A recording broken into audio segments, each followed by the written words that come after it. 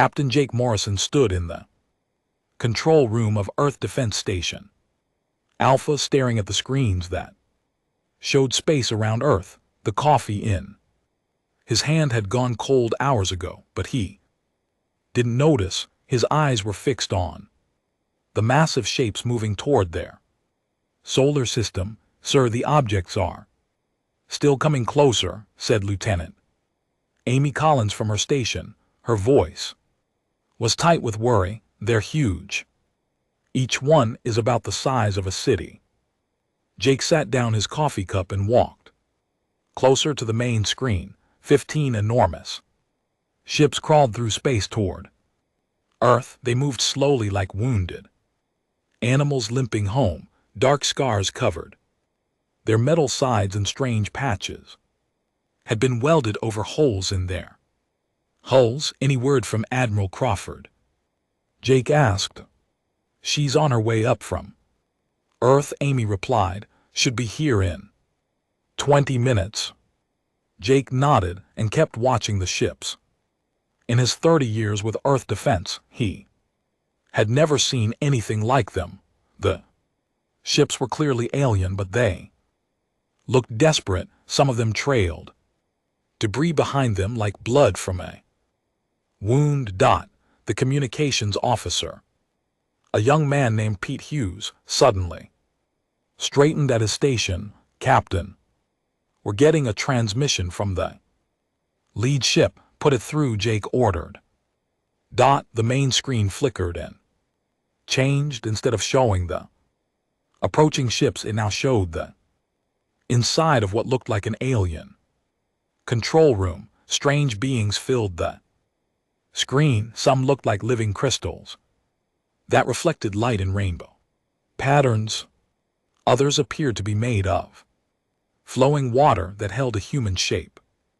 The crystal being in the center of the screen began to speak. The words came out in a musical tone that somehow translated into English through their computers. People of Earth, the crystal being said, we are refugees from across the galaxy. We seek sanctuary in your system. We have nowhere else to go. Jake felt his heart skip a beat.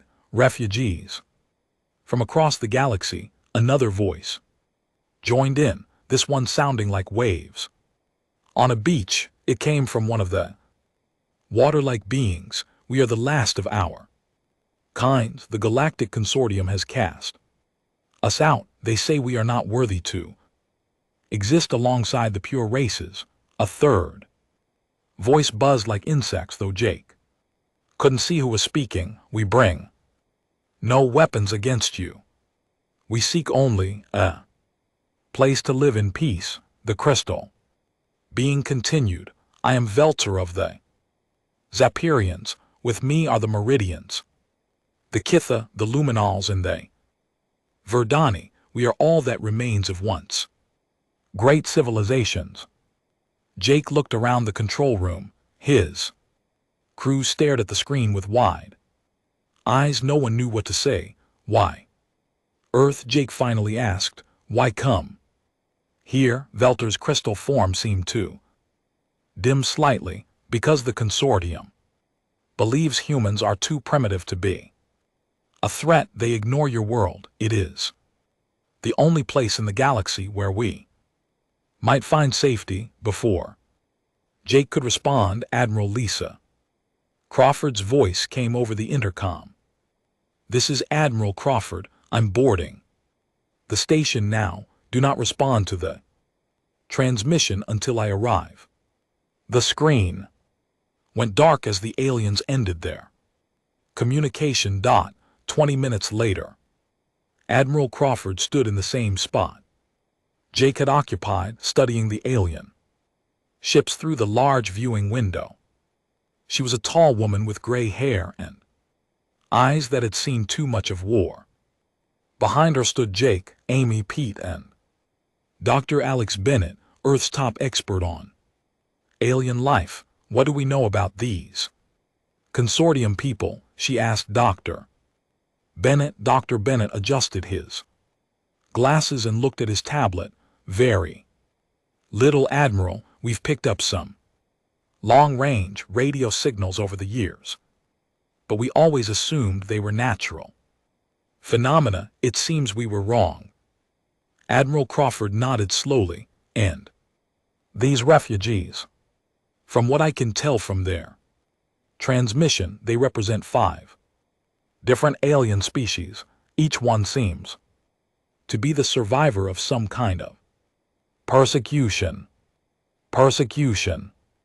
Admiral Crawford turned to look at him. The crystal being are mentioned. Something about pure races. It sounds like this consortium has been removing species they consider inferior. Admiral Crawford was quiet for a long moment. Through the window, the alien ships continued their slow approach to Earth. Open a channel, she finally said. Pete Quota's hands flew over his controls. Channel open, Admiral. The screen flickered back to life, showing the same alien control room as before. Velter and the other beings waited patiently. This is Admiral Lisa Crawford of Earth Defense Command, she said in a clear, strong voice. We received your message. Can you tell us more about your situation? Velter's crystal form brightened. Admiral Crawford, we are grateful you will speak with us. We are the survivors of a great purge. The Galactic Consortium has spent the last 100 red years removing any species deemed unworthy of galactic civilization. A new voice joined the conversation. This one sounded like wind through leaves. I am Sylvan of the Verdani. Our crime was being plant-based life forms. The consortium said we were too primitive because we gain energy from sunlight. The watery voice spoke again. I am Aqualin of the Meridians. We were cast out because we refused to abandon our ocean worlds. The consortium wanted to drain them for resources. The insect-like buzzing returned. I am Chitnek's queen mind of the Kitha. We were condemned because our thoughts are shared among all our people. The consortium fears our unity. A final voice joined them, sounding like electricity crackling through the air. I am Lumira of the Lumininals. We are beings of pure energy. The consortium cast us out because our bodies chain, and they cannot control us. Admiral Crawford listened to each voice carefully. When they finished, she asked, how many of you are there? In total, we number about 50,000 souls across all 5 species. Velter replied, we are all that remains of billions. Dr. Bennett stepped forward. Admiral, if I may, these beings represent an incredible opportunity for scientific advancement. Think of what we could learn from them. Admiral Crawford held up a hand to quiet him. What do you need from us? She asked the aliens. Only shelter. Aqualin said, we have technology that might benefit your people, but we ask for nothing more than a place to exist. And if we refuse? The alien control room fell silent. Finally, Velter spoke in a voice full of sadness. Then we will continue into deep space and await the end. There is nowhere else in the galaxy that will accept us. Admiral Crawford turned away from the screen and walked to the window. Earth hung below them, blue and green and beautiful. She thought about the billions of humans living their lives down there, unaware that refugees from across the galaxy were asking for help.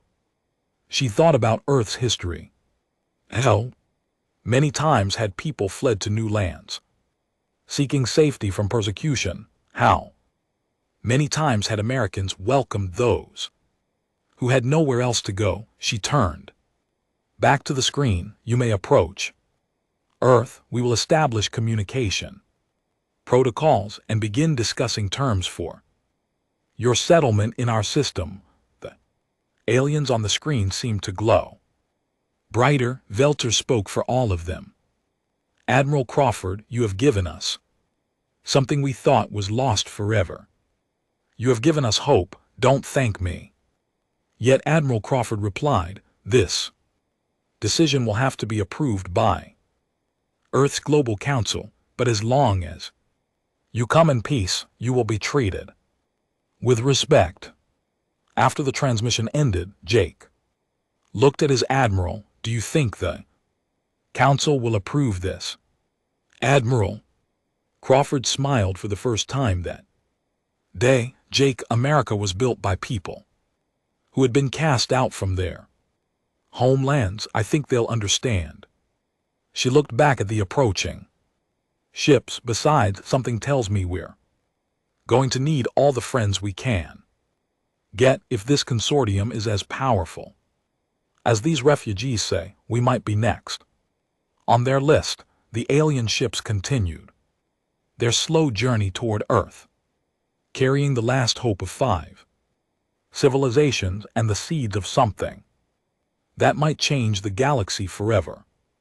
6 months had passed since the alien ships arrived at Earth. Dr. Lisa Park stood on the beach in Florida, watching something she never thought she would see. Meridian children played in the shallow water, their bodies flowing like liquid silver as they chased small fish. Their laughter sounded like gentle waves breaking on rocks. Amazing, isn't it? Said Tom Bradley, the chief engineer for the Meridian Habitat Project. He wiped sweat from his forehead as he watched the construction crews finish the underwater city. 3 months ago this was just empty ocean. Now it's home to 5,000 Meridians. Lisa nodded. The underwater city stretched out beneath the clear blue water like a coral reef made of metal and glass. The Meridians had worked with human engineers to build something that could house their water-based bodies while allowing them to interact with air breathing humans. How are the other projects going? Lisa asked. Tom pulled out his tablet and scrolled through the reports. The Zaffarin Crystal Gardens in the Sahara are ahead of schedule. Turns out their crystal technology works even better in the desert heat.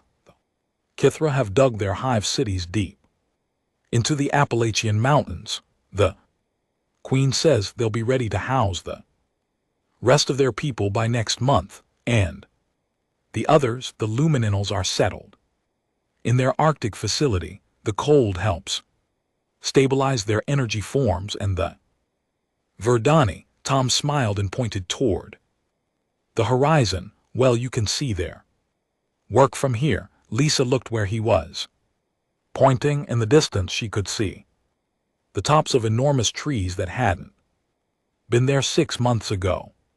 The Verdani had planted their forest cities in the Amazon, and the trees grew faster than anything humans had ever seen. Dr. Park. Came a voice behind them. Lisa turned to see Jenny Miller, a young engineer who had been working with the alien technologies. Jenny's eyes were bright with excitement. What is it, Jenny? You need to see this. We've had a breakthrough. Jenny held up a small device that looked like a crystal cube with wires running through it. This is a fusion reactor that combines human engineering with Zephyrian crystal technology and luminal energy control. Tom leaned in to look at the device. How much power does it produce? Enough to power a city, Jenny said with a grin. And it's completely clean. No radiation, no waste, nothing harmful at all. Lisa took the device carefully in her hands. It was warm to the touch and seemed to hum with inner energy. This could change everything. It already is, Jenny replied. The Meridians shared their biomedicine with our Doctors yesterday, they can now cure diseases we thought were impossible to treat, and the Kitha have been helping our computer scientists solve problems that would have taken us years to figure out. Dr. Lisa Park felt a surge of hope when the aliens first arrived. Many humans had been afraid. They worried about being replaced or overwhelmed by superior technology, but instead of competition, they were finding cooperation. Lieutenant Colonel Steve Roberts walked up the beach toward them, still wearing his military uniform despite the hot Florida sun. Dr. Park, I need to speak with you. Lisa could tell from his serious expression that something important had happened. What's wrong, Steve? It's not wrong. Exactly, it's just complicated. Steve looked out at the Meridian City. Under the water, we've been running joint training exercises with the alien defense forces. Their technology is incredible, but that's not the issue. What is the issue? They're teaching us things about warfare that we never knew. The Kithra can coordinate attacks using their shared minds. The Zephyrians can make their ships invisible by bending light around them. The Lumininals can overload enemy systems just by touching them. Tom frowned. Isn't that good? If this consortium comes looking for them, we'll be ready. Steve nodded slowly. That's just it. Our scouts have been picking up strange signals at the edge of the solar system. Long-range sensors show ships that don't match any human design. Lisa felt a chill despite the warm sun. Consortium scouts, we think. So, Admiral Crawford wants to meet with all the alien leaders tomorrow. We need to start preparing for the possibility that they found us. That evening, Lisa found herself in the most unusual conference room she had ever seen. The meeting was held in the new Unity building, which had been designed to accommodate all 6 species. The room had sections filled with water for the Meridians, crystal formations for the Zephyrians, and special energy fields for the Lumininals. Admiral Crawford sat at a table that seemed to be made of living wood, a gift from the Verdani. Around her sat the leaders of each species along with key human officials. Let me be direct, Admiral Crawford began. Our deep space monitors have detected ships approaching the outer edge of our solar system. They're still months away, but they're definitely not human. Velter, the Zephyrian leader, dimmed noticeably. The consortium has found us. Aqualin's watery form rippled with distress. We should leave. We will not bring war to your peaceful world. Absolutely not, said President Martha Collins, who had flown in from Washington for the meeting. Earth doesn't abandon its friends at the first sign of trouble. Chitnex, the Kithra Queen mind buzzed thoughtfully. The consortium will not stop with us. Once they eliminate what they call genetic deviant, they will turn their attention to any world that sheltered us. Lumara's energy form crackled with anger. They believe only their definition of perfection should exist in the galaxy. They have destroyed countless worlds to enforce this belief. Sylvan, the Verdani grovekeeper, spoke in her wind-like voice. What they do not understand is that strength comes from diversity, not from sameness. Dr. Alex Bennett leaned forward. Can you tell us more about their military capabilities? Velter's crystal form began to glow as he accessed his memories. They have hundreds of worlds under their control. Their fleets number in the thousands of ships, but they have a weakness. What kind of weakness? Admiral Crawford asked. They have eliminated diversity.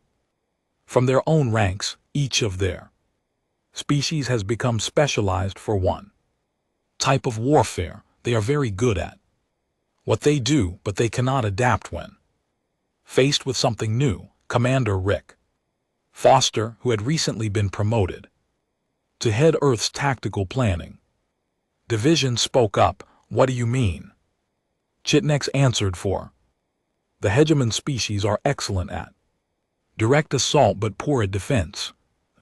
Apex Collective uses only mechanical solutions and cannot adapt to biological warfare. The Dominarch Empire relies on energy weapons but has weak protection against physical attacks. But together they cover each other's weaknesses," Admiral Crawford pointed out. "Yes," agreed Aqualin, "but they do not truly work together.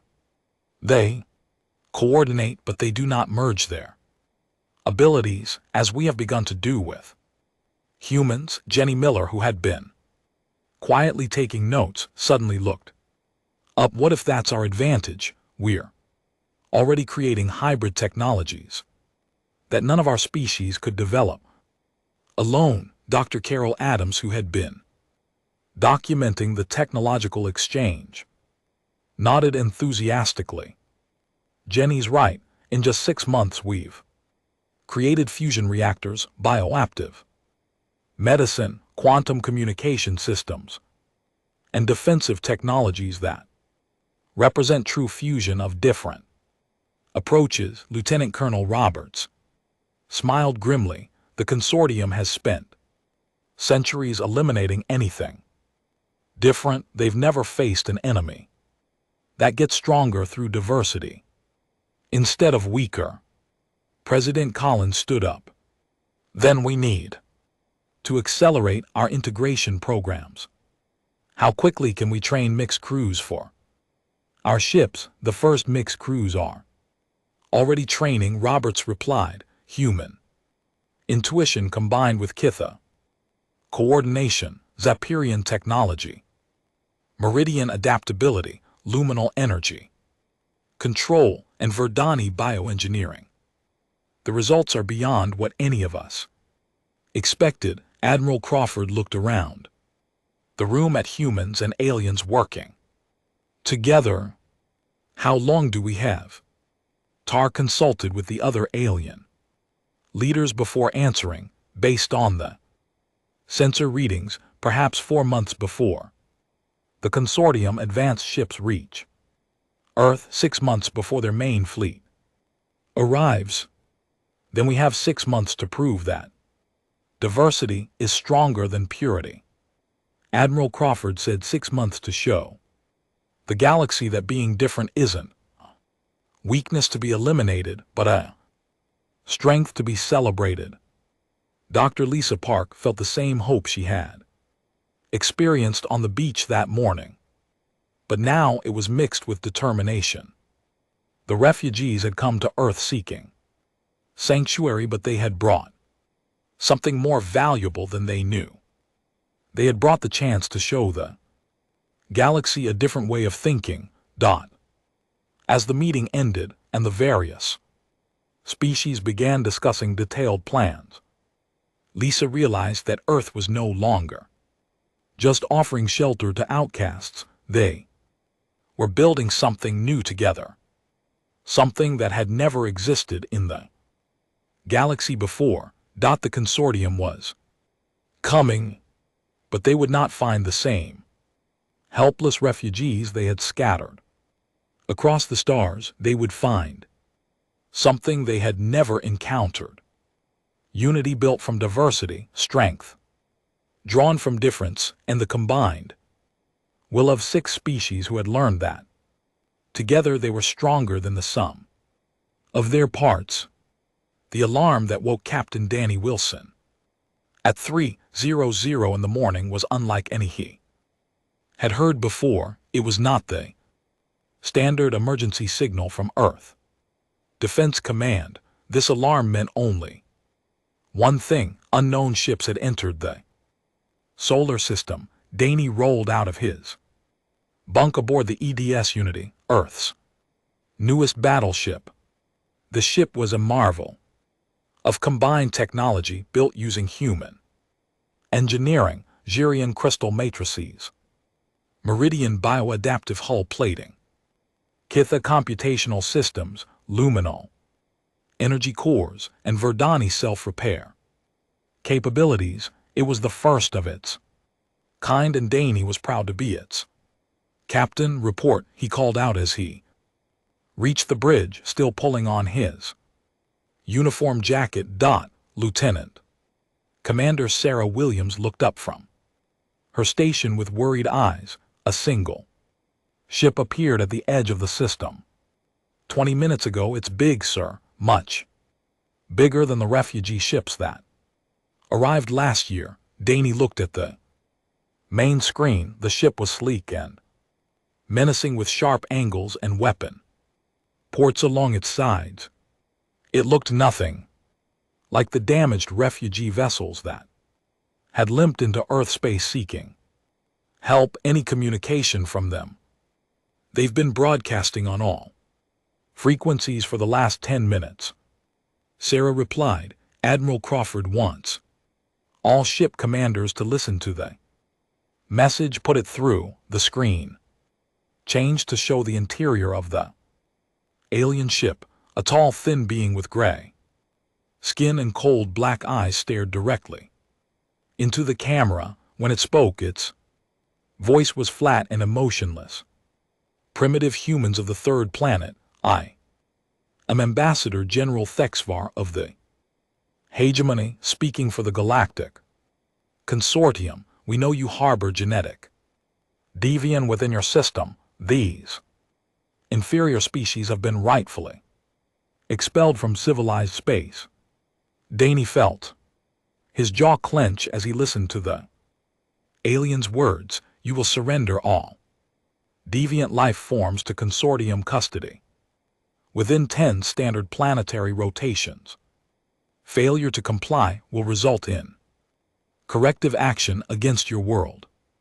You are a primitive species and cannot understand the importance of genetic and cultural purity in maintaining galactic civilization. The transmission showed images of destroyed worlds. Their surfaces burned black from space, cities that had been turned to glass, oceans that had been boiled away. These worlds chose to harbor genetic refu. Thexvar continued. They learned the price of defying consortium law. Do not make the same mistake. Surrender the deviants and your primitive civilization will be allowed to continue its existence. Transmission ended, leaving the bridge of the Unity in stunned silence. 10 days, Danny said quietly. They're giving us 10 days to hand over our friends or they'll destroy Earth. Sarah's hands moved over her controls as she opened a channel to Earth Defense Command. Admiral Crawford wants all senior officers in the main briefing room in 1 hour. An hour later, Danny sat in the briefing room aboard the orbital command station, surrounded by human and alien commanders. The room buzzed with quiet conversation in multiple languages, some of which sounded like music, others like wind or flowing water. Admiral Crawford entered the room and everyone fell silent. Behind her walked President Martha Collins, who had arrived from Earth just minutes before. You've all heard the consortium's ultimatum. Admiral Crawford began without any greeting. 10 days to surrender our alien residents or face what they call corrective action. The Zafran leader stood up. His crystal form was dimmer than usual, showing his distress. Admiral, we cannot allow Earth to be destroyed because of us. We will go with them. Sit down. President Collins said firmly. Earth doesn't negotiate with bullies, whether they're human or alien. Aqualin's watery Form rippled with emotion. President Collins, you do not understand. The power of the consortium, they have. Destroyed entire star systems, they have. Weapons that can crack planets like eggs. Then we'll have to make sure they don't get the chance to use them, said Commander Rick Foster, who now served as Earth's Chief Tactical Officer. Chit. Quote, next the Kither Queen mind. Buzz thoughtfully the consortium believes they face primitive humans and defeated refugees. They do not know what we have built together in the past year. Dr. Kevin Moore, Earth's military strategist, activated a holographic display showing the consortium ship. Our analysis of their vessel shows advanced technology, but it follows predictable patterns. Their weapons, shields, and tactics all match what the refugees told us about consortium methods. Lumara, her energy form crackling with controlled anger, spoke up. The consortium has grown arrogant. They have conquered so many worlds that they no longer expect real resistance. Sylvan, the Verdani Grovekeeper, added her wind-like voice to the discussion. They have eliminated diversity from their own ranks. Each species in the consortium has become specialized, like tools designed for one purpose only. Admiral Crawford nodded. That's what we're counting on, Dr. Moore. What do our scouts tell us about their fleet strength? Dr. Moore changed the holographic display to show the outer solar system. Long-range sensors detect approximately 50 ships massing beyond Pluto. That's more firepower than Earth has ever faced, but it's not their main fleet. Intelligence suggests this is just an advanced force. 50 ships, Danny repeated, against our combined fleet of 35 vessels. But our ships are different, said Commander Janet Parker, captain of the EDS Liberation. Every vessel in our fleet uses hybrid technology. We can do things the consortium has never seen before. Lieutenant Amy Collins, now serving as a squadron leader, leaned forward. What about civilian evacuation if this goes badly? President Collins shook her head. We're not evacuating. The refugee species chose to make Earth their home. Now Earth chooses to defend that home with everything we have. Admiral Crawford stood and walked to the large viewing window that looked out at Earth. The blue and green planet turned slowly. Below them, peaceful and beautiful, the consortium sees Earth as a primitive world harboring genetic waste, she said. They think we'll hand over our friends to save ourselves. They're about to learn something about human nature. She turned back to face the room full of humans and aliens. We've spent the last year learning to work together, to combine our technologies and our ways of thinking. The consortium has spent centuries eliminating anyone who thinks differently than they do. Belter's crystal form began to glow brighter. Admiral, what are you proposing? I'm proposing we show them the strength that comes from diversity. Every species in this room brings something unique to our defense. The consortium's pure species have never faced an enemy that combines 6 different approaches to warfare. Dr. Lisa Park, who had been documenting the integration process, spoke from her seat near the back. The fusion technologies we've developed shouldn't be possible according to consortium science. Their pure approach to research means they've never discovered what we've accomplished through cooperation. Commander Foster pulled up tactical displays on his tablet. Our battle plans use strategies that no single species could devise alone. See thorough coordination with human unpredictability. Zephyrian. Phase technology with luminal energy. Weapons, Meridian bioadaptability with Verdani self-repair systems. Danny felt a surge of confidence as he looked around the room. A year ago, these species had been refugees with nowhere to go. Now they were partners in something unprecedented in galactic history. What about their main fleet? Asked Captain Morrison, who now commanded the orbital defense platforms. Admiral Crawford's smile was grim but determined. If we can defeat this advanced force, we send a message to the entire galaxy. We show them that diversity isn't weakness to be eliminated, but strength to be celebrated. President Collins stood up. Ladies, gentlemen, and honored friends from across the stars, Earth's answer to the consortium ultimatum is simple. We stand together or we fall together, but we will not abandon those who sought sanctuary among us. The room erupted in sounds of agreement from 6 different species, human voices mixed with crystal chimes, water sounds, insect buzzing, energy crackling, and wind whispers. Admiral Crawford raised her hand for silence. All ships are to take defensive positions around Earth. Mixed crews, hybrid weapons, combined tactics.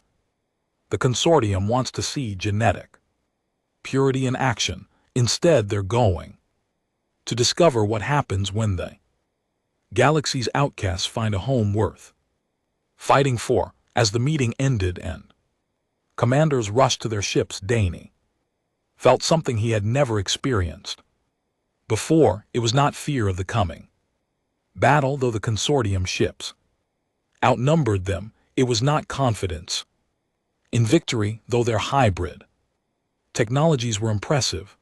It was the certainty that Earth had made the right choice. The refugees had not weakened humanity by their presence.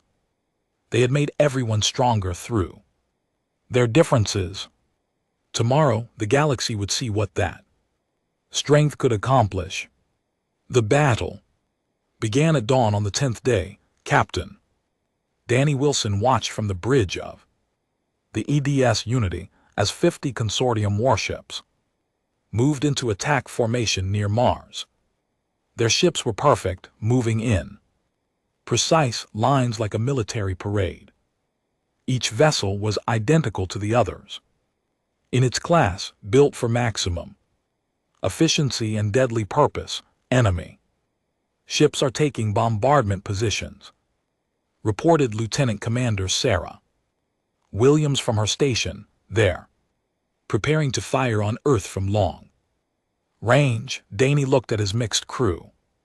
Humans worked alongside Kithra at the tactical stations, while a luminal being helped control the ship's energy systems. A Meridian officer monitored the bioadaptive hull and Zephyrian crystals throughout the ship hummed with power. All ships, this is Admiral Crawford, came the voice over the communication system. Remember, they expect us to fight like separate species. Show them what unity can do. Begin phantom formation. Danny smiled as he gave the order. Phantom formation was something the consortium had never seen before. It used Zafran phase shift technology to make ships appear and disappear from normal space. Initiating phase shift, called out the Zafran officer at the science station. The Unity shimmered and vanished from the enemy sensors.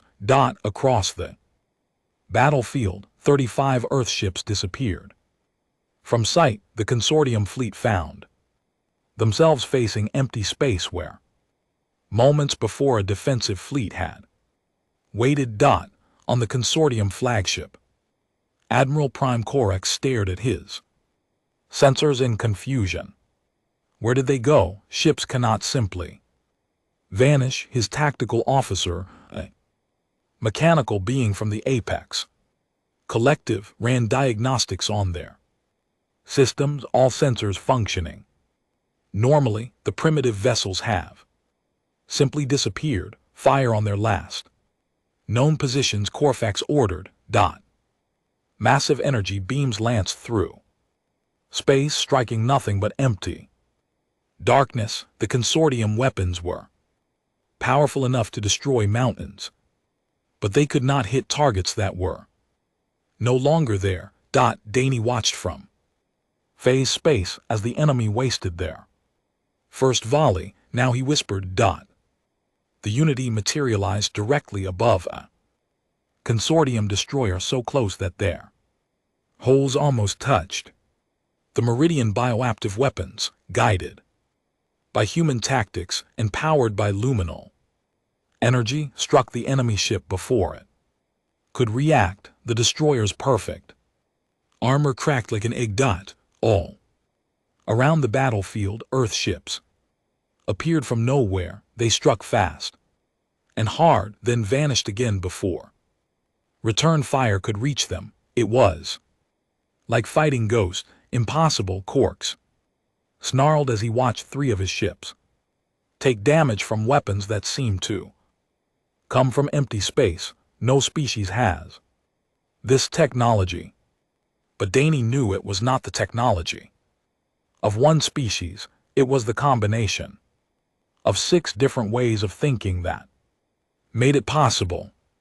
Zephyrian science, human creativity, Kitha coordination, Meridian adaptability, luminal energy control, and Verdani bioengineering, all working together. Lieutenant Amy Collins piloted her fighter squadron through the chaos of battle. Her ship was linked to the Kithra hive mind, allowing her to see the battle from dozens of different viewpoints at once. She could feel the thoughts of her wingmates, both human and alien, as they coordinated their attacks with impossible precision. Squadron leader, "We have a problem," came a voice in her earpiece. It was Lieutenant Pete Hughes, flying beside her in a ship that looked like it was grown rather than built. Amy looked where he was pointing and felt her heart sink. The consortium ships were adapting faster than expected. Their formation was changing, becoming more defensive. They're learning, she reported to the Unity. Enemy is adjusting their tactics. Danny received the report and frowned.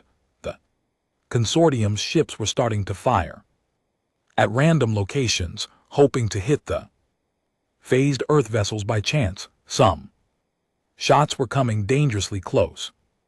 "Admiral Crawford," he called over the communication system, "the enemy is adapting to phantom tactics."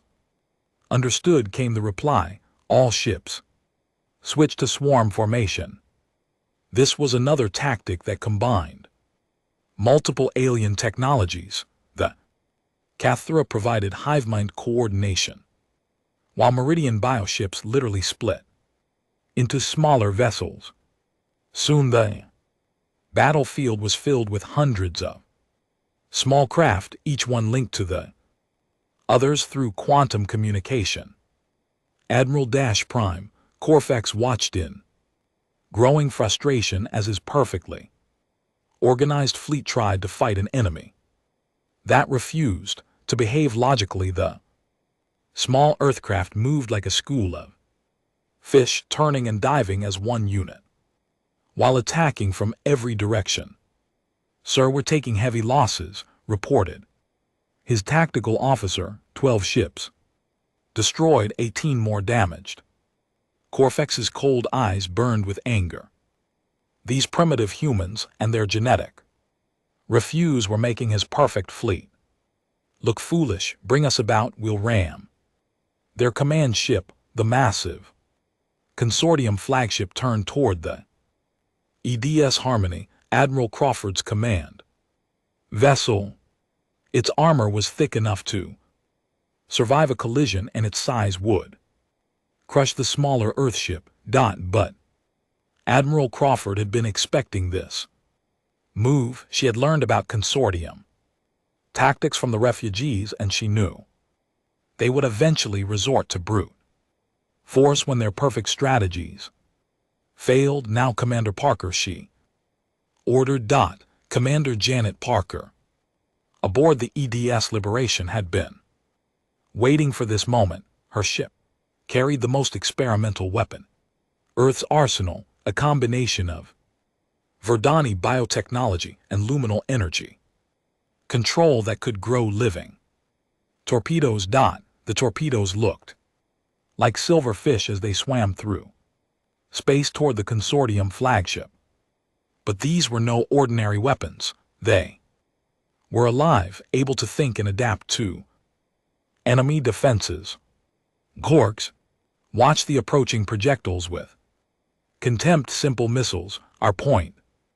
Defense will destroy them easily, but as his defensive weapons fired, the living torpedoes changed. They split apart, reformed, and evolved new defenses with each attack. The consortium's mechanical point defense systems could not adapt fast enough to counter weapons that literally evolved during flight.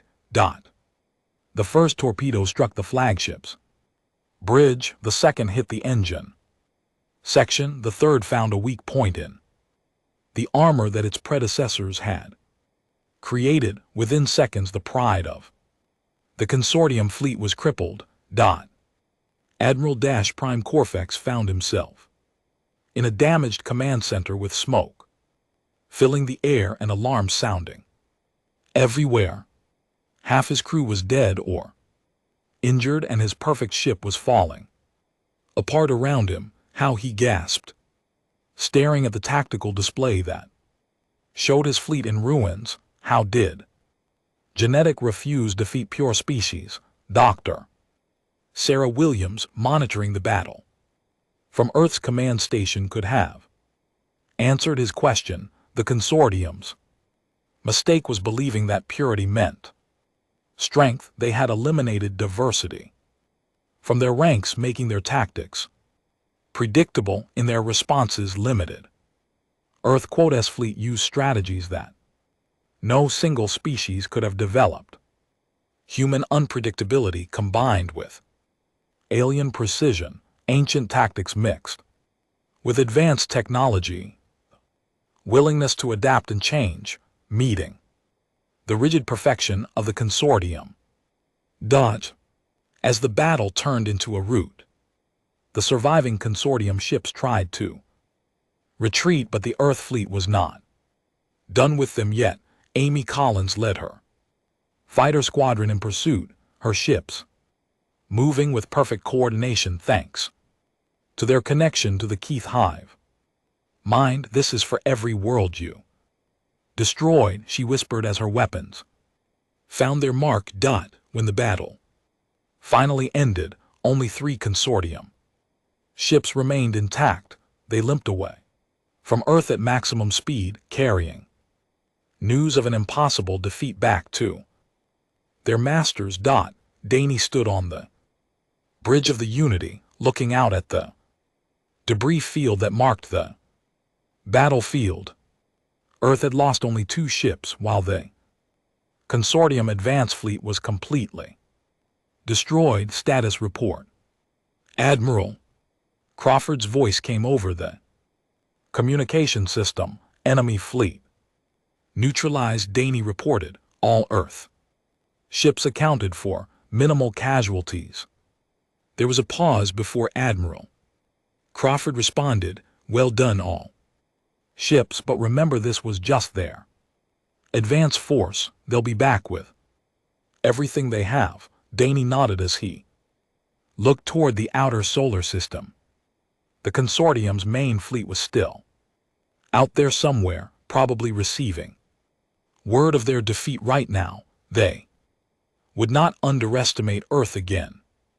But Earth would be ready. The battle had proven something important. Diversity was not a weakness to be eliminated, but a strength that could overcome any challenge. The galaxy's Outcasts had found their home, and they would defend it with everything they had got. The real war was just beginning. 2 years after the Great Battle, Admiral Lisa Crawford stood in the command center of Unity Prime, the massive space station that now served as headquarters for the Sol Alliance. Through the viewing windows she could see ships from dozens of different species docked at the station's many ports. The Shaplings had arrived 6 months ago, their bodies able to take any form they needed. The gas-dwelling Aridates came in ships that looked like floating clouds. Cognitans, artificial beings with minds of pure logic, brought vessels that seemed to think for themselves. Each week brought new refugees fleeing the Consortium's campaign of galactic purification. Admiral, we're receiving a transmission from the outer system, reported Captain Jake Morrison, who now served as her Chief of Staff. It's from Admiral Frank Roberts aboard the EDS tomorrow. Crawford nodded. Frank Roberts commanded the newest and most advanced ship in the Sol Alliance fleet. The Tomorrow was built using technologies from over 30 different species, making it unlike anything else in the galaxy. Put him through, she ordered. The main screen showed the bridge of the Tomorrow behind Admiral Roberts. Crawford could see crew members from a dozen different species working together. At their stations, humans sat next to beings of crystal, energy, and living metal. Admiral Crawford Roberts said with a smile, "You'll want to hear this. We've made contact with the Forgotten Empire." Crawford felt her heart skip a beat. The Forgotten Empire was legendary among the refugee species. They were said to be the first civilization the Consortium had tried to destroy, disappearing into deep space thousands of years ago. Are you certain? She asked. Completely certain. They've been hiding in a region of space the Consortium considers empty, but they've been watching us, Admiral. They know about our victory over the advanced fleet. The screen split to show a new image. An ancient being with silver skin and wise eyes looked out at Crawford. When it spoke, its voice carried the weight of centuries. "I am Elder Zarin of the Forgotten Empire. For 3,000 years we have hidden from the Consortium's purge. We watched as they destroyed world after world, eliminating any species they deemed impure." Crawford leaned forward. "Elder, we're honored by your contact. The honor is ours, Admiral Crawford. Your species has done something we thought impossible. You have proven that diversity creates strength, not weakness. You have shown the galaxy another way." Over the following days, more transmissions arrived from across the galaxy. The Lost Collective, survivors of the Consortium's earliest campaigns, reached out from their hidden bases, the abandoned worlds, planets that had been declared lifeless after their populations were eliminated. Revealed that some had survived in underground cities.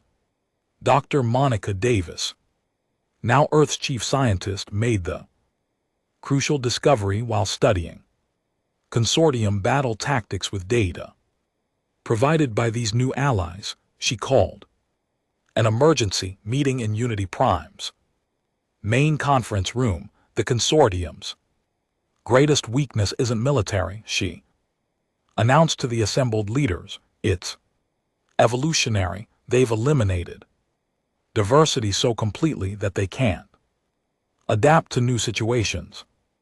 President Martha Collins, now serving her second term, looked up from her notes. "What do you mean?"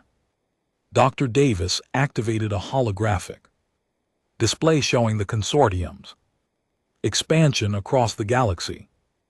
"Look at this pattern. For 1,000 Years they've conquered species using the exact same methods, overwhelming force followed by complete elimination or subjugation. They've never had to change their approach because it always worked. Velter, the Zephyrian leader, studied the display with his crystal vision until they met us exactly, Dr. Davis continued. We forced them to face something they'd never encountered, an enemy that gets stronger through cooperation instead of weaker through division. They don't know how to fight us because we're something that shouldn't exist in their world view. Elder Zarin's image appeared on another screen. Dr. Davis speaks truth.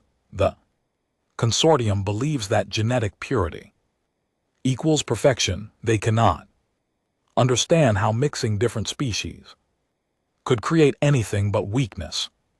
Lieutenant Amy Collins, now a full commander, spoke up from her seat. Intelligence reports suggest their main fleet is over 10,000 ships strong. Even with all our new allies, we're still outnumbered 100 to 1. Admiral Crawford walked to the large viewing window and looked out at the ships of the Sol Alliance. Numbers aren't everything, Amy. Quality matters more than quantity. Captain Danny Wilson, who had been studying battle reports, looked up from his tablet.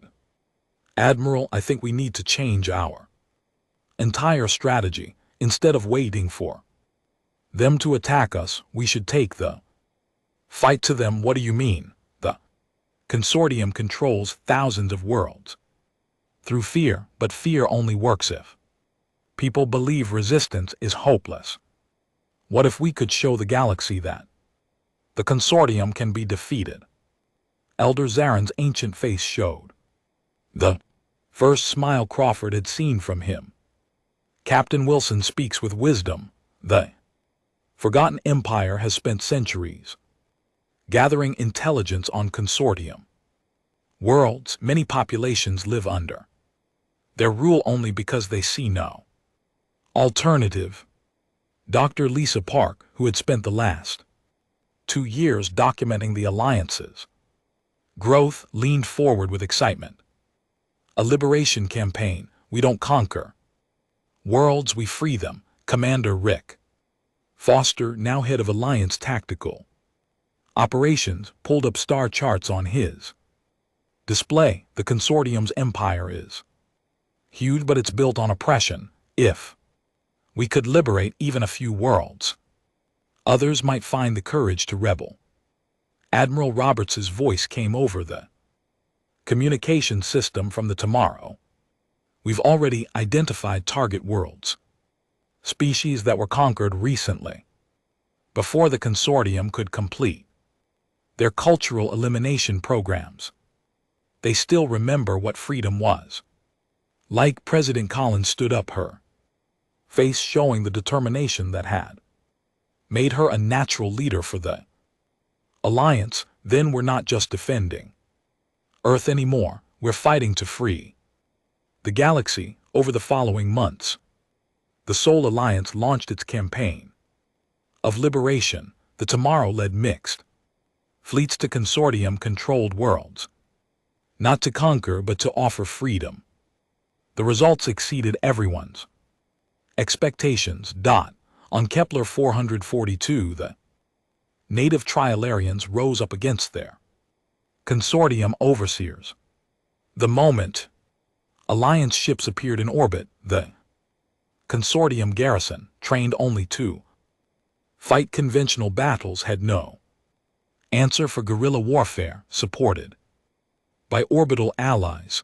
At Wolf 359, the artificial intelligence that controlled the planet's factories, switched sides when the Cognitans showed them there was an alternative to consortium slavery. Within hours, the planet's entire industrial output was serving the Alliance instead of their former masters.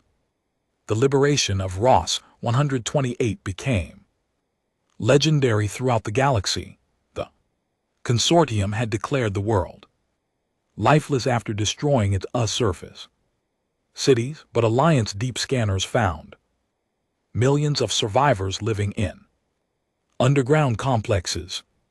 When Alliance biohips brought them to the surface, the planet bloomed with new life in a matter of weeks. Each victory brought new species into the Alliance. Each liberation proved that the consortium's empire was built on lies and fear rather than genuine strength.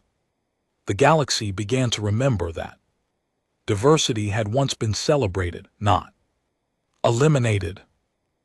Admiral Crawford received the final message from the consortium while standing in Unity Prime's command center, surrounded by representatives of over 100 different species. The hologram showed Ambassador General Thixvar, but he looked different now. His perfect confidence was gone, replaced by something that might have been fear. Admiral Crawford, he said, his voice no longer cold and emotionless.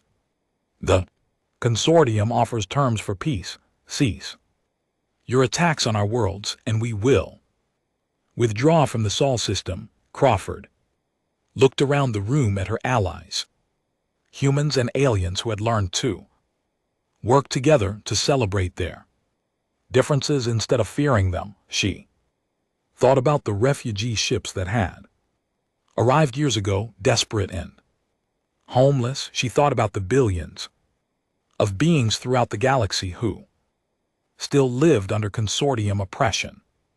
Ambassador General Thixvar, she replied, the Sol Alliance has only one term for peace: freedom for every species in the galaxy, complete withdrawal of consortium forces from all conquered worlds, and an end to your campaign of genetic purification. Thexar's image flickered with static. That is impossible. The consortium has ruled for millennia. We bring order to chaos, purity to genetic corruption. You bring death to diversity, Crawford replied, but diversity is what makes life strong. You're about to learn that lesson whether you want to or not. The transmission ended, leaving the command center in silence. Then Elder Zarin spoke, his ancient voice carrying hope. For the first time in centuries, the galaxy cast us out because we were different, but Earth took us in and showed us that being different was our greatest strength. Now it's time to share that gift with everyone. Admiral Crawford looked out at the stars where Alliance fleets were already moving toward their next targets. The war was far from over, but she knew they would win. The consortium had power and numbers, but the Alliance had something more important. They had each other, and they had learned that together they were unstoppable.